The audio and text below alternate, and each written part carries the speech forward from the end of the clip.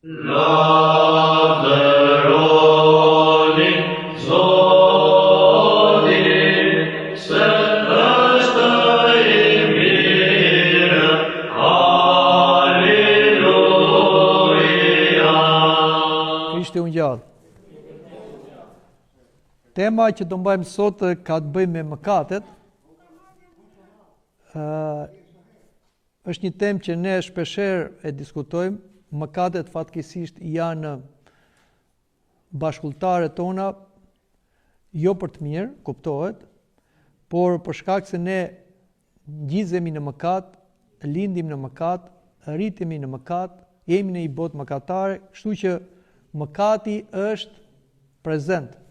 Dhe gjithë përpjekja shpirtërore është të kundërshtojmë mëkatin, të pastrohemi nga mëkati. Por sot do të flasim për 7 mëkatet që janë mëkatet më të rënda të njeriut.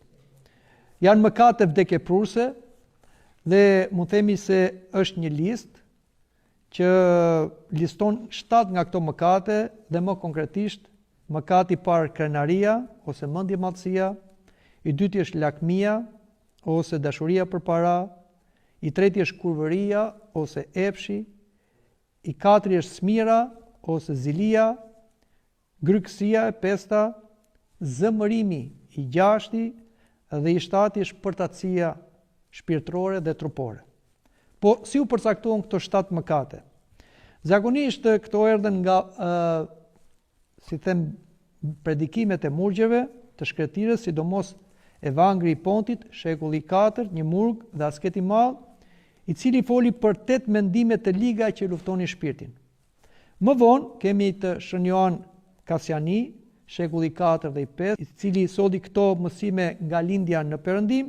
Pastaj kemi Shën Grigorin e Madh, shekulli i 6, e përmbrodhi listën në 7 mëkate kryesore. Po ashtu edhe në Perëndim kemi disa teologë si Thoma Akuini, që edhe ai i shekullit 13 i zhvilloi më tej teologjinë perëndimore dhe i përmendi këto 7 mëkate. Por mund të themi se rreth viteve 350-400 pas Krishtit filluan të formulohen nga murgjit asket dhe në fund të shekullit të 4 ishte Papa Grigori i Madh që i dha formën klasike të 7 mëkateve. Mund të themi se në mesjet këto u bën shumë të përdorshme në predikimin e kishës, por Kisha ortodokse nuk i shikon numrin e 7 mëkateve si një numër i kufizuar, sepse Kisha ortodokse ka një këndvështrim tjetër në lidhje me mëkatin. Mëkatin nuk e shikon në mënyrë legalistike, por e shikon si një lloj sëmundje të natyrës njerëzore, dhe natyra njerëzore, pra siç e tham në fillim, lind me mëkat, siç thotë edhe Psalmi 50, në mëkat më lindi në naime, që do të thënë ne vim me mëkatin sërgjyshor dhe vim në një botë mëkatare. Kështu që mëkati është si një sëmundje e trashëgueshme dhe si një virus që her pas here ai na infekton. Gjithë përpjekja jonë është që ti rezistojmë mëkatin, ta kundërshtojmë mëkatin, por dhe të pastrohemi nga mëkati. Kjo sjell atë që quhet shenjtëri.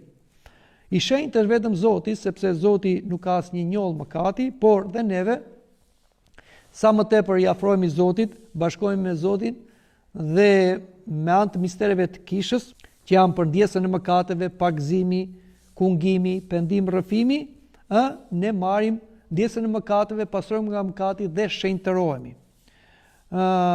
Etrit e kishës ortodokse nuk i shikojnë mëkatet, siç thash, thjesht shkelje të disa rregullave morale, por si një sëmundje e brendshme të shpirtit. Prandaj, siç thotë Deshën Makari i Egjiptit, zemra është një umner e thellë, atje gjendet dragoi dhe luan, po atje mund të banojë dhe Perëndia.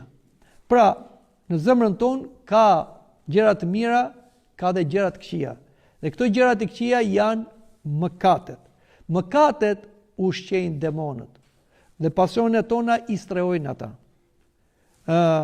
Dhe le të fillojmë të flasim për çdo mëkat në mënyrë konkrete.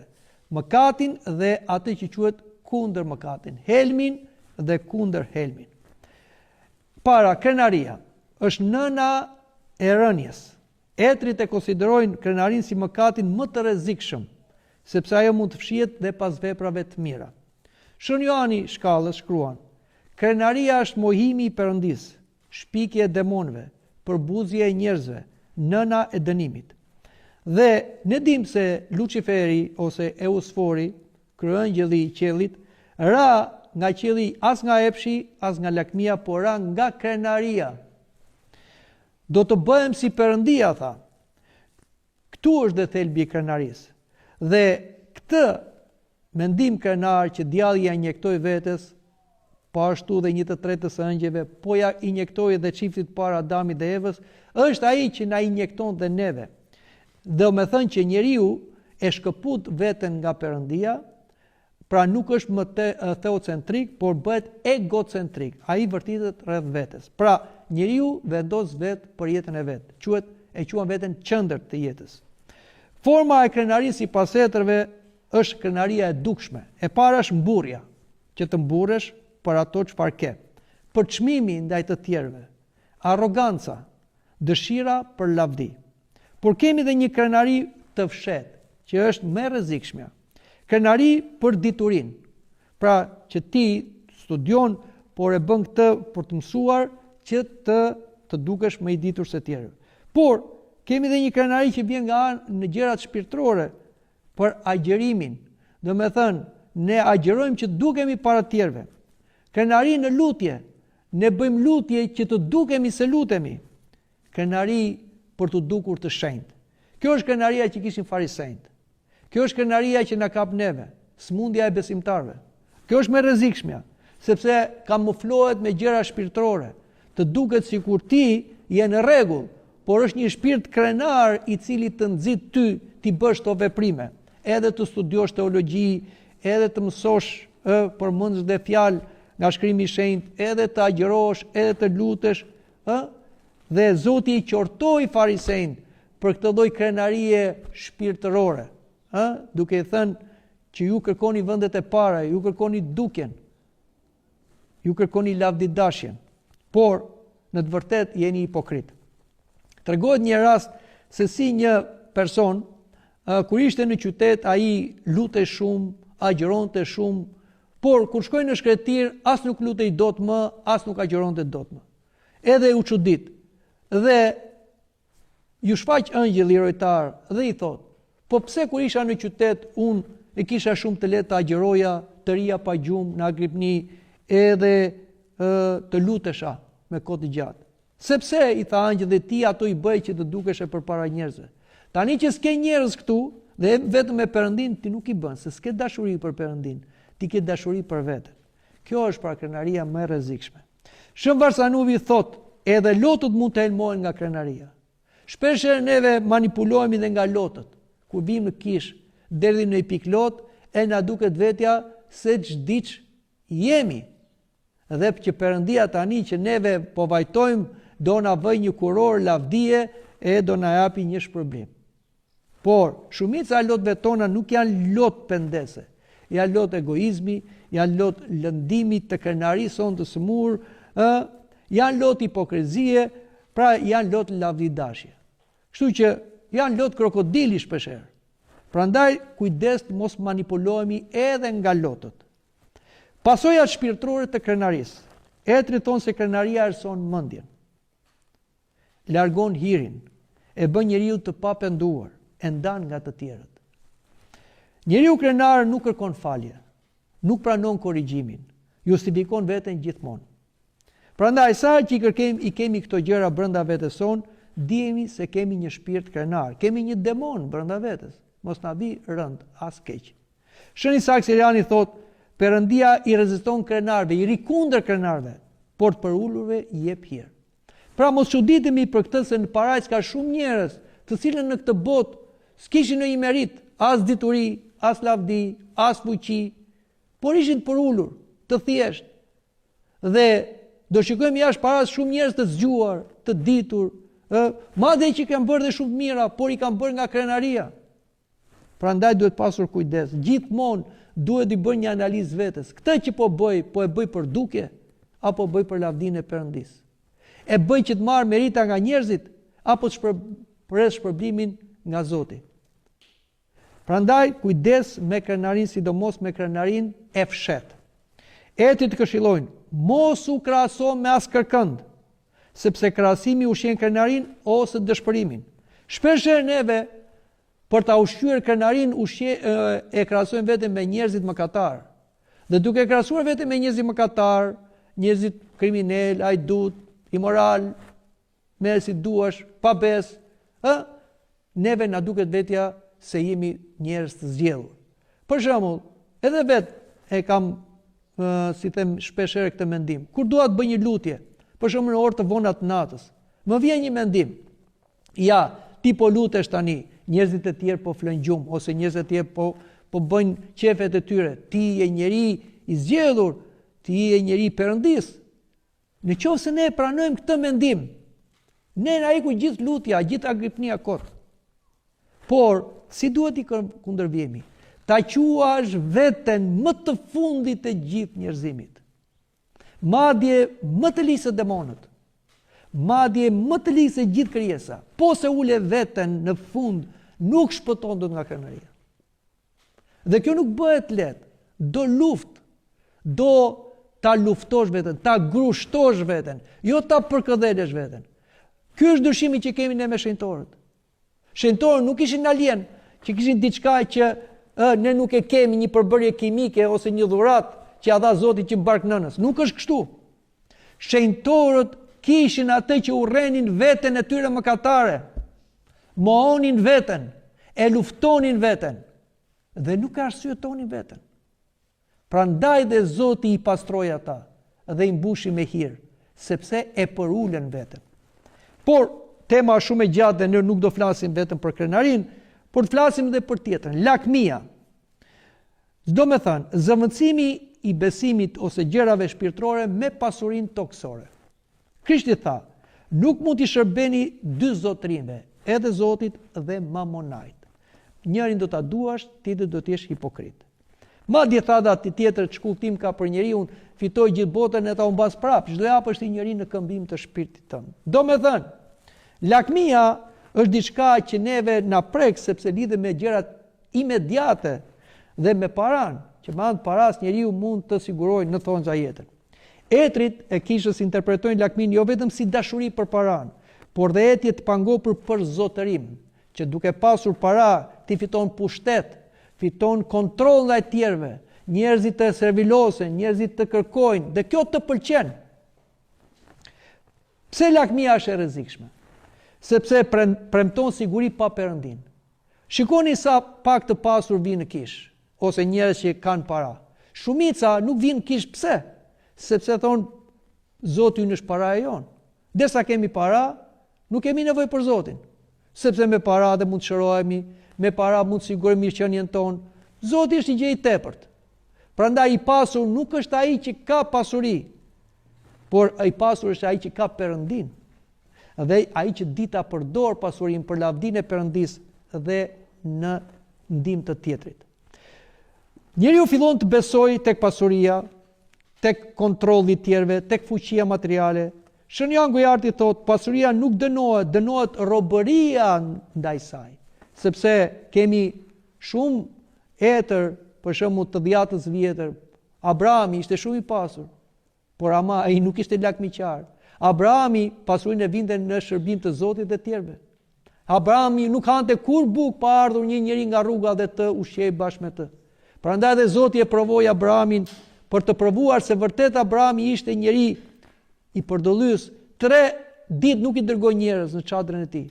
Dhe ai për 3 ditë nuk hëngri, derisa më në fundi shfaqet vetë Perëndia në formën e Trinisë së Shenjtë, në formën e 3 angjëve, për t'i treguar dhe për ta vlerësuar mikpritjen e Abrahamit.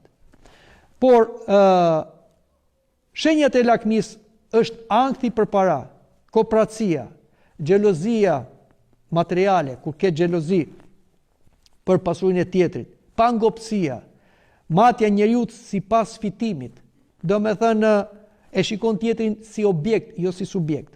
Etri thonë se lakmia është idhujtari, është idhujtaria moderne. Zemra adhuron krijesën në vend të krijuesit. Dhe lakmia e ngurtson zemrën. Njeriu humbet dëmshurinë, mëshirën, besimin tek providenca hyjnore. Shën Vasili pyet, bukën që e mban me tepri, kujt ja vodhe? Pra, neve na duket vetja se kur nuk jemi vjedhës. Madje po të na thot dikush që ti je një hajdut, mua do them jo, pse më akuzon? Po ja, si thot Shën Vasili, atë që ti e ke të tepër, dhe një copë buke në shtëpi, një rrob, një kpuc, një nuk e di, një orendi, që ti e ke të tepër dhe nuk të vlen dhe nuk ja jep tjetrit, ajo është vjedhje sepse nuk është e jotja, thot. E tepërta është e tjetrit. Pra shikoni se sa thellë kanë hyrë shenjtorët. Pra teprica pa mëshirë bëhet pa drejtësi. Dhe kush është shërimi nga kooperacia? Lëmosha, të mësosh të japësh, thjeshtësia, të jesh i përulur, falënderimi, ndarja me të tjerët. Etrit këshillojnë, mos pyet sa kam, por sa më duhet. Kjo është një gjë shumë e vështirë, sepse duhet të jesh i balancuar. Shpeshherë këtu flasin dhe për besimtarët, se për këtë po flasin, po flasin për njerëzit e botës. Njerëzit e botës me lakmi ushqen. Por besimtarët ka një paradoks. Ata thonë që jemi krishterë dhe duan të vëjnë pasuri. Krishti kur nuk ishte i pasur. Apostujt nuk ishin të pasur. Shenjtorët nuk ishin të pasur. Dhe kur ishin të pasur dhe kishin trashëguar nga familja, ata e ndan pasurinë e tjerë. Kjo nuk do të thotë se të gjithë duhet ta bëjmë këtë, sepse ka një shërbim 100% për Zotin, ka 50%, ka 30%, 60%, 30%. Por çështja është të jesh i krishterë dhe të grumbullosh pasuri është një paradoks. Sepse mbretëria e Perëndis nuk është në tokë. Mbretëria e Perëndis është në qiell. Në qiell as nuk do marrim asnjë para, dollar, euro, argjend çfarë mund të jetë, por do marrim veprat e mira.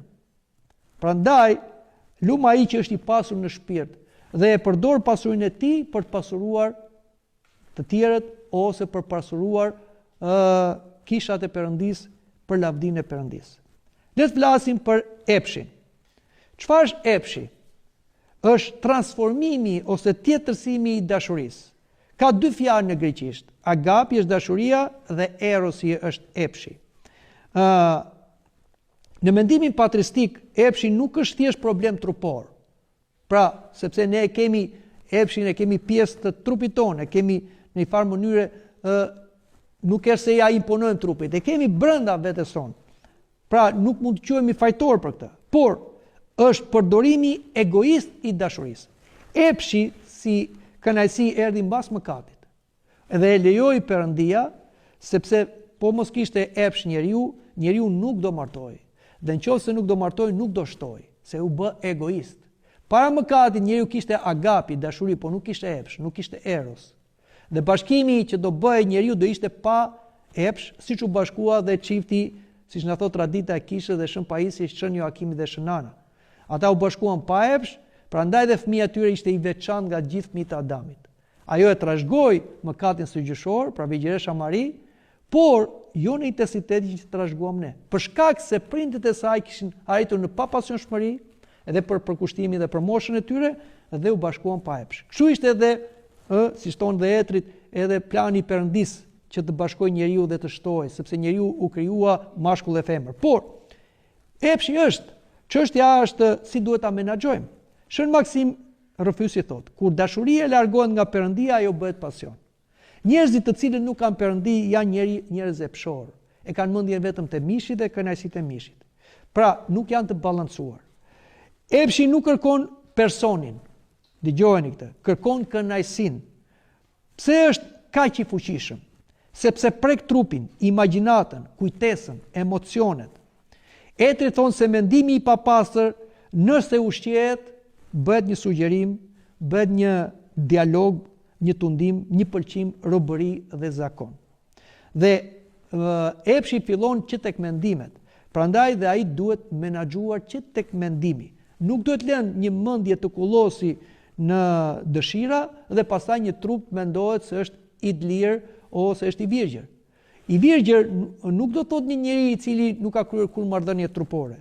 I virgjër në të vërtetë është ai që nuk e ka lejuar mendjen e tij të preket nga mendime imorale. Shën Vasili ma thotë unë kam i virgjër, pavarësisht se ai ishte i virgjër, sepse një në mendjen time më kaloi mendimi për një grua. Shikoni se sa të thella janë këto. Edhe në sy të Zotit nuk është thjesht e virgjër një vajzë që nuk ka kryer marrëdhënie ose një burr, por i virgjër është ai që ka ruajtur mendjen. Madje ka dhe burra dhe gra që kanë qenë të martuar, por ata nuk e kanë lejuar mendjen e tyre të munden nga tundimet imorale dhe ata janë caktuar me të virgjërit. Kemi raste tek shenjtorët.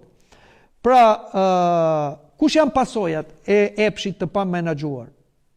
Errësimi i mendjes, boshlik, përdorimi i tjetrit, varësi, humbja e paqes. Shën Johan i shkallës thotë, si zjarri në kasht, ashtu dhe epshi në shpirtin e pakujdesshëm. Prandaj, ne duhet ta menaxhojmë epshin. Kjo është arsye që Kisha ka vendosur edhe pjesët e kreshme, të mërkur dhe të premte. Çifti i martuar në Kish, nuk flasim ata që janë pamartuar në Kish, se ata që janë pamartuar në Kish bëjmë marrëdhënie jashtëmartësore të dënueshme dhe ato quhen kurvëri në syrin e Zotit. Dhe Kisha nuk i pranon. Por flasim për çiftet e martuara, edhe ata duhet ta menaxhojnë dëshirat trupore, të mërkur dhe të premte nuk duhet të kenë marrëdhënie, të shtunë dhe të dielën, shtuna dhe dielja janë ditë ngjallësore dhe që janë dhe ditët kreshmore. Do thoni ju, po atëre pse u martuam? Patjetër, nuk u martuam vetëm për instinktin shtazor të riprodhimit. Kjo nuk e bën të bashkuar një çift, pra vetëm epshi. Atë ne jemi thjesht vetëm qenie shtazore instinktive. Por çifti bashkohet nga dashuria për Zotin dhe për njëri tjetrin. Dhe kur një marrëdhënie bëhet me dashuri është e bekuar. Kurse një marrëdhënie trupore bëhet thjesht me epsh, pa dashuri, ajo quhet kurvëri. Ajo e ndan çiftin në vend që ta bashkojë. Etrit nuk predikojnë urrëtitje ndar trupit, por ata flasin për pastërti, integritet, shenjtërim. Kush janë mjetet për ta menaxhuar epshin? Thamë agjerimi, rrëfimi, puna, ruajtja e syve, lutja e zemrës. Zoti Jezu Krisht biri Perëndis mëshiron mua mëkatarin. Mbi të gjitha, dashuria vërtet shëron përdorimin egoist. Pra, të duash me të vërtet nuk e shikon tjetrin thjesht për kënaqësi, si objekt, por një subjekt. Dhe dashuria është të jepesh te tjetri. Kurse epshi është të përfitosh kënaqësi nga të tjerët. Por duhet ta përdorim edhe epshin për mirë, si thot edhe Shën Pavli, mirë është që gjithë njerëzit jenë të virgjër, por nëse digjen të martohen. Dhe mos ja kurseni njëri tjetrin, bashkimi trupor thot, me duke u marrë vesh me njëri tjetrin që djalli mos na i hell. Prandaj, edhe është bërë dhe martesa për të ruajtur dhe nga mëkati i kurvërisë ose nga mos menaxhimi i epshit. Por le të flasim për tjetër. Në mëkat zilia. Çfarë zilia? Zilia quhet trishtimi i djallit. Etrit e quajnë zilia mëkati i djallit. Sepse djalli nuk duroi lavdinë e Zotit, pati zili, lavdinë e birit të Zotit, e pati zili, lavdinë e njeriut që u krijua sipas ikonës Perëndis, prandaj dhe bëri gjithë ato, edhe në qiell bëri kryenggritje, edhe në tokë bëri mashtrim. Shën Vasili thot, zilia është trishtim për lumturinë e tjetrit. Ky është paradoksi. Ziliqari vuan jo nga e keqja vet, por nga e mira e tjetrit. Shenjat, krahasimi i vetes me tjetrin, thashëthemet, gëzimi për rënien e tjetrit, hidhërimi ndaj suksesit të tij, pasojat, kush janë? Zilia prish miqsin, shkatron paqen, helmon shpirtin. Etrit e krahasojnë zilin me ndryshkun që ha njeriu nga brenda. Shërimi, të falenderosh për atë që je, ose të tjerë për ata që kanë. Lutju për tjetrin. Gëzim për suksesin e tjetrit. Kujtimi çdo dhurate që është nga Perëndia.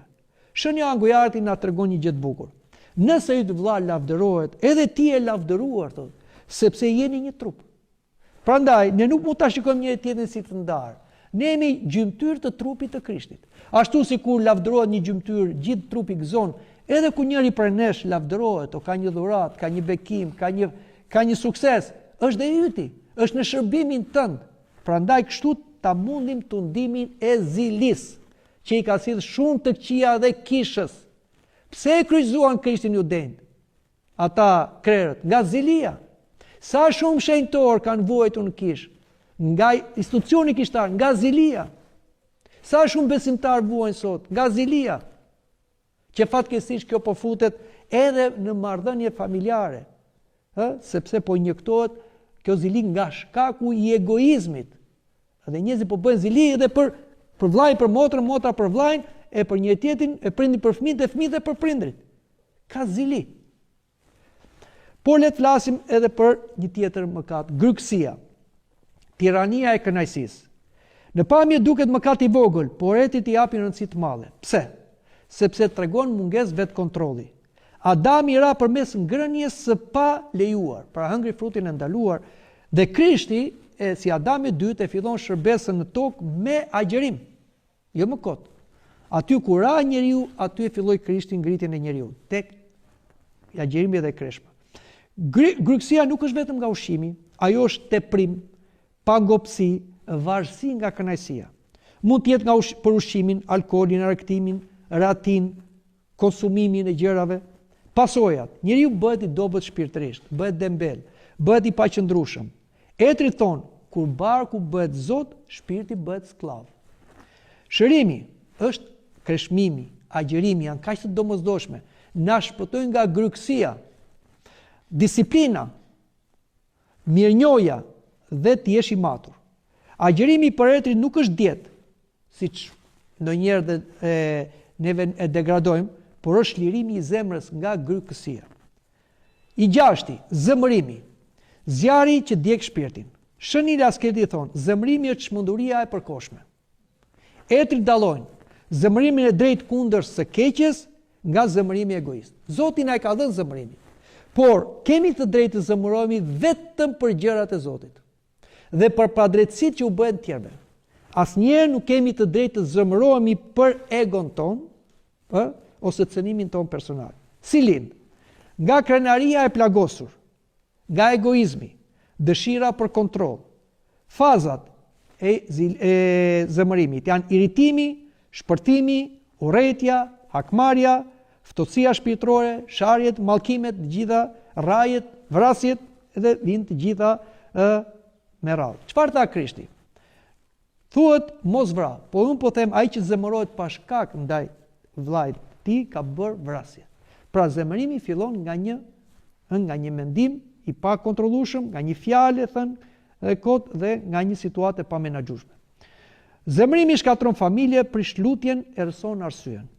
Shën Isak Siriani thot, asnjëherë mos fol kur zemra është në trazim. Shërimi është heshtja kur je i zemëruar. Frymarrja e lutjes, lutu para se të përgjigjesh. Falja dhe durimi.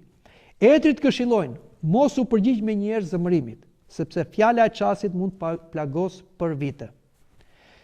E shtata, përtatësia shpirtërore ose vdekja e ngadaltë e zemrës.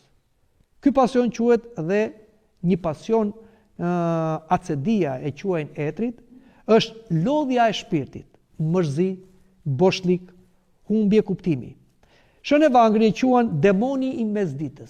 Zakonisht përtatësia vjen nga mesdita. Në mëngjes ne ku çohemi me energji, sepse edhe kemi fjetur, edhe fillojmë një ditë të re, një mundësi e re, me plane të reja, por kur ne nuk e fillojmë ditën me Zotin dhe të orientohemi si çdo Zoti, me lutje, me lexim, atëherë fillojmë dhe bëjmë gjëra të gabuara dhe gjëra që na mërzisin. Fillon lodhja, gjumi, mes ditës që ti duhet të jesh aktiv, vjen gjumë.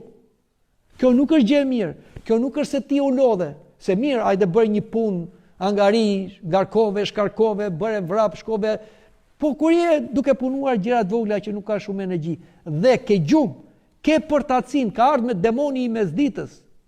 Pra, ti nuk e ke filluar ditën mirë dhe të ka rrëzuar. Atëherë shenjat kush janë? Mungesë dëshire për lutje, shpërqendrimi, apatia, dëshpërimi i fshet, ikja nga jeta shpirtërore. Dhe pse është i rrezikshëm? Sepse nuk duket dramatik në pamje, por njeriu e fton gradualisht në shpirt. Pra, ftohet zemra. E keni parë, që fillon kesh lodhje për lutje, bezdi, kur thot dikush a do lutemi ose do shkojmë në filan kish për pelegrinazh, ku e gjeti tash ti? Edhe ke një luftë me veten, ose për lexuar diçka, për të bërë diçka shpirtërore, fillon një lodhje e madhe dhe fillon një dembelizëm. Po kjo nuk vjen për një herë, vjen gradualisht. Shërimi, kush është? Këmbgulja, ritmi i lutjes. Ne nuk lutemi për kënaqësi. Lutemi për nevojë. Si për ushqimin, ti nuk ha gjithmonë ushqim për kënaqësi. Ha ushqim se duhet të hash, të mbash trupin gjallë. Kështu është dhe lutja. Lutja është energji që i duhet shpirtit të mbijetojë. Prandaj duhet lutje, do ta bësh lutjen që ke gjatë ditës. Një program lutje. Sa e ke? Do ta përfundosh se s'bën. Puna të punosh, pra të merresh me punë. Puna jep shlodhje. Ndonjëherë shlodhja tepër të jep blodhje. Gjumi i tepërt është vrasje edhe e kohës, po dhe e shpirtit dhe dëmtimi i trupit dhe i trurit. Leximi shpirtëror, kungimi, durimi, etri thon mos prit gjithmonë ndjenjë. Unë do lutem se kur ta ndjej. Kush po thot, kush ka thënë ndonjëherë Zoti që po ndjeve lutu ose ti do shpëtosh nga ndjenjat, ndjenjat shpeshherë manipulohen. Kush bën porositë e mia tregon se më ndo.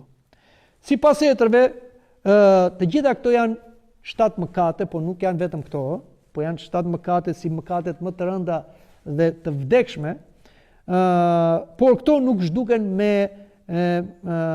njerë.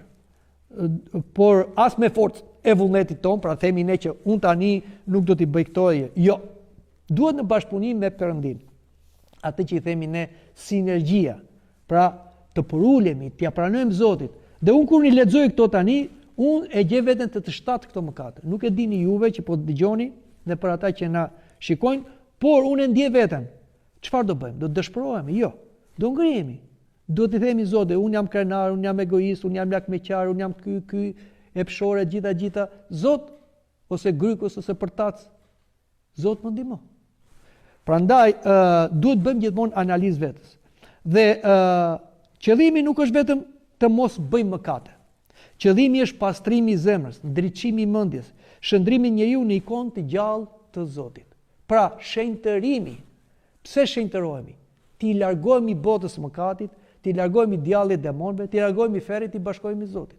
Shenjtërimi është detyrim për të gjithë krishterët. Bëhuni të shenjtë si Ati juaj i shenjtë, është thirrje. Pra, nëse ne nuk do shenjtërohemi, ne nuk do hyjmë në mbretërinë e Zotit. Mos gënjejmë veten. Nuk themi se shenjtëria është vetëm për ta shenjtorësh, për klerikët, është për teologët, a nuk e di katekistët ose për njerëz të kishë. Jo, ne njerëz të thjesht, po, jo kush e ka thënë këtë. Shenjtor kemi të gjithë profesioneve, përveç profesioni i prostitucionit dhe gladiatorit dhe komerciarit, të gjithë ose atyre që jep një parë me kamat, të gjithë profesionet janë shenjtëruar. Pra çdo kush shenjtërohet në profesionin e vet. Shenjtërohen të gjitha gjinit mashkull dhe femër. Shenjtërohen të gjitha moshët, fëmijë, i ri, burr dhe i rritur ose grua dhe e moshuar. Pra, edhe statusit, njeriu i lartë, njeriu i ulët, mbreti, shërbëtori, i dituri, ignoranti. Të gjithë janë të shenjtëruar dhe kemi shenjtor, pra asnjë nuk mund të thotë se unë jam në këtë situatë dhe nuk shenjtërohem, ai është në atë situatë do shenjtërohet. Jo. Prandaj gjithë çështja është jo mos bëjmë mëkate se do shkojmë në ferr, po mos bëjmë mëkate se i dhëroj Zotin dhe do bëjmë mëkate ose do pendohem për mëkatet e mia që të shenjtërohem, që të bashkohem me Zotin. Çfarë thashë Nathanasi i Madh? Perëndia u bë njeri që njeriu të bëhet perëndi. Gjithë jeta shpirtërore është të arrim në shenjtëri dhe në hynizim ose theosis. Bëhemi si Zoti. Për këtë jemi thirrur. Prandaj, kështu le të shikojmë këto gjëra. Kemi shumë punë të madhe me veten, prandaj tha dhe Zoti, hipokrit, hiqe trari nga syryt, pastaj merru me ashkën e tjetrit. Po çfarë bëjmë neve? Unë i pari, merremi me problemet tjerëve dhe harojmë punët tona. Shiko sa mëkate kemi. Prandaj, le të shfrytëzojmë dhe kohën, se koha ikën, të merrem me veten se një ditë Zoti do na kërkojë llogari për mëkatet e papenduara. Dhe pse nuk u shenjtëruam. Prandaj, falenderojmë Zotin për çdo mundësi na jep, çdo ditë e re, çdo kohë e re dhe çdo takim shpirtëror që bëjmë dhe çdo lutje, çdo mister që shkojmë me marrim, çdo kishërim, çdo pendim, rrëfim, kungim, sepse të gjitha janë për shenjtërim. Amin. Love